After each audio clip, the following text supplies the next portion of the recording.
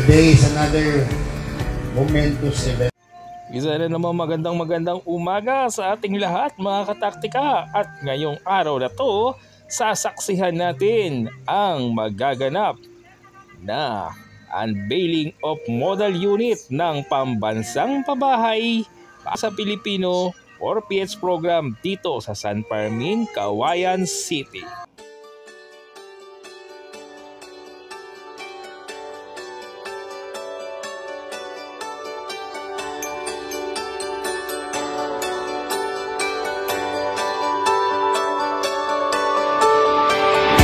Ang Pueblo de Cauayan dito sa San Fermin Diversion Road, Cauayan City, Isabela ay programa ng Ropalilan at ang ating City Mayor upang tugunan ang pambansang pabahay para sa Pilipino 4PH program ni Pangulong Bongbong Marcos.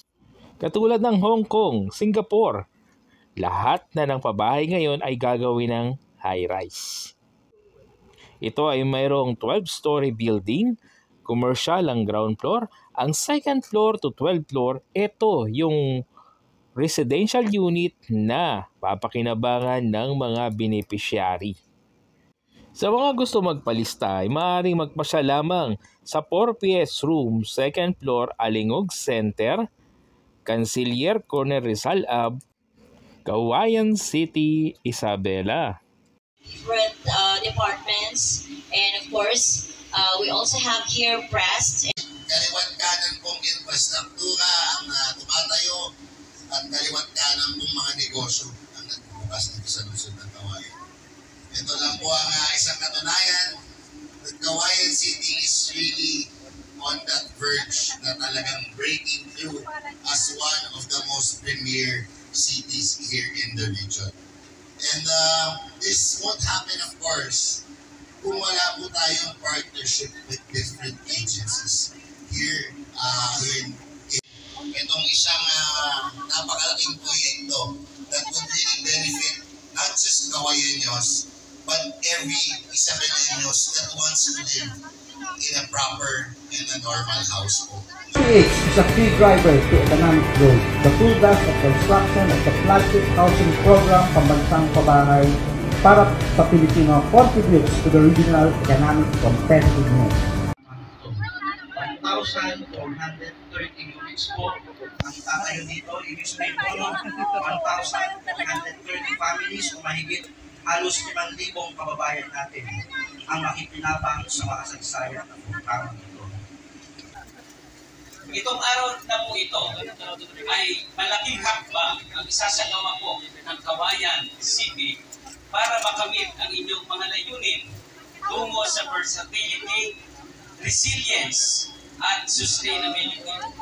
Si President Aldous Rex Alingog, sir, maraming salamat po sa pagbayad nyo maging bahagi ang lupang ito sa layunin ng ating pamahalang pag-unsod na magkaroon ng tahanan ang mga walang tahanan. Ang programa ito po ay dinisenyo para magkaroon ng disente at abot-kamay na tahanan ang bawat ordinaryong Pilipino na nagsusumikap sa buhay. Itaas po natin ang antas ng pamumuhay ng ating mga kababayan. Ang 4PH o Pambansang Pabahay para sa Pilipino program ay sadyang malapit po sa puso ng ating Pangulo ng Republika ng Pilipinas, President Ferdinand Bongbong Marcos Jr. Dahil ito nga po ay kanyang flagship program ng kanyang administrasyon. Mabuhay ang Ropalilan, mabuhay ang bayan ng Cauayan, Isabela, mabuhay ang kagawaran ng pananahan ng pagtao at pagpapaunlad ng kaunlaran, at mabuhay po ang Republika ng Pilipinas.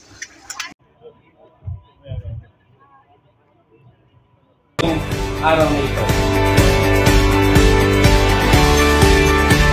Today, as we ground break and bless this model unit ng Pueblo de Cauayan,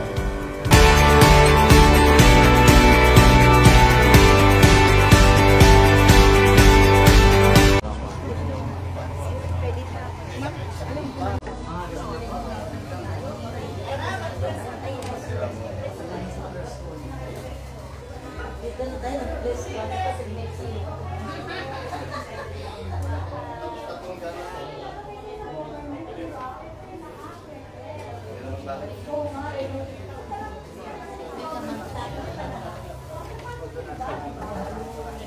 Ma'am, malakan po namin ma'am para kasya yung washing machine ma'am. May laundry sa taas.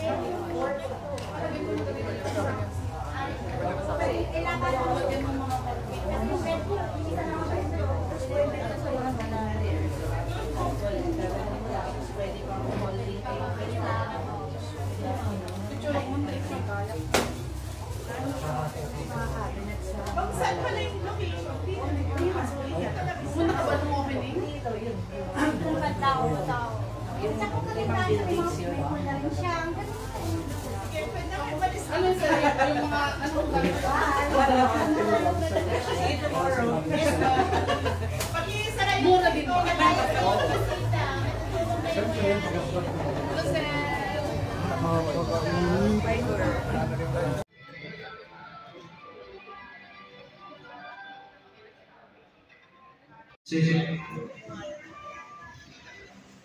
Yes, we can have.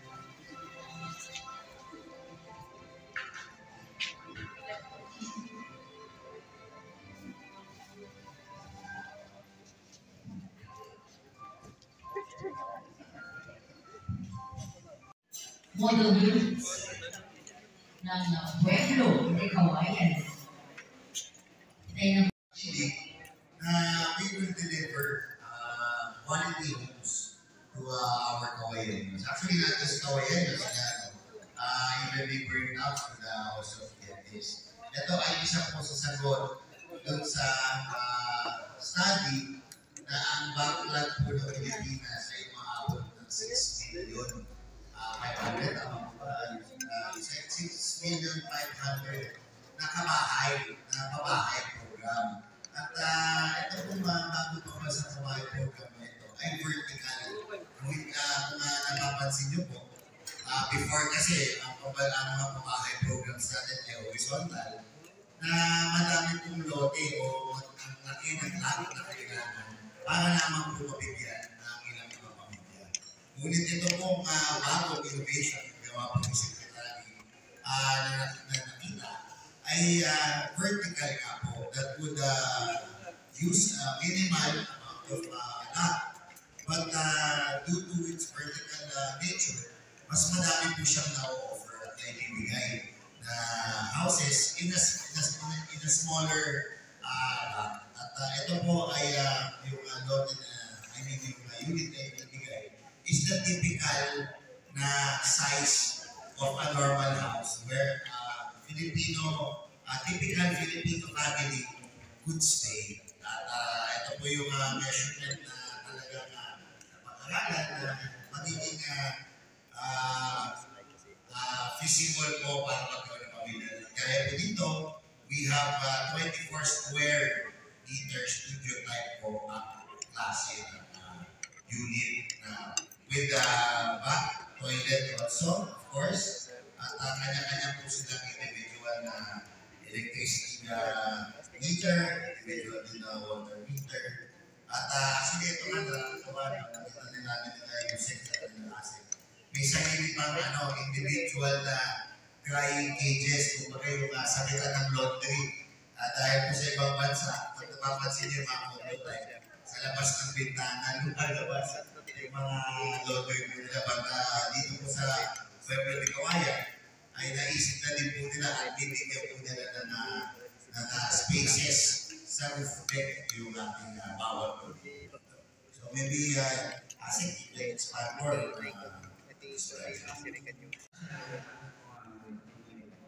Ito po ay isang township development po.